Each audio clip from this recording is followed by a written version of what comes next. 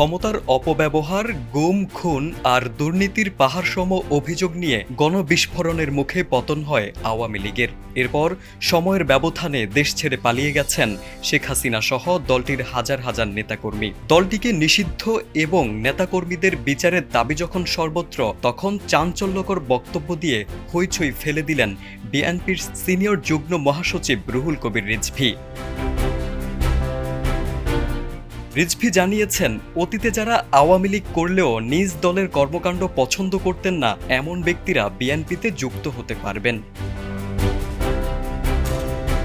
বৃহস্পতিবার নয়াপল্টনে সংবাদ সম্মেলনে রিজভী বলেন, কেউ দীর্ঘদিন রাজনীতি করেননি অথবা আওয়ামী লীগের আমলেও হয়তো একসময় আওয়ামী লীগ করত, কিন্তু আওয়ামী লীগের দুঃশাসন, বর্বরচিত লুটপাট, টাকা পাচার পছন্দ করতেন না, আগেই আওয়ামী লীগ থেকে সরে গেছেন, তারা বিএনপিতে যুক্ত হতে পারবেন। সমাজের সর্বস্তরের মানুষ বিএনপিতে যোগ দিতে পারেন ইঙ্গিত দিয়ে রুহুল কবির রিজভী বলেন, আমরা চাচ্ছি সমাজের যারা ফ্রেশ মানুষ, যারা শিক্ষক, ব্যাংকার সহ এমনকি সরকারি কর্মকর্তা কিংবা কৃষক, শ্রমিক হতে পারেন, এই ক্ষেত্রে তারা আমাদের আদর্শ বিশ্বাস করতে হবে।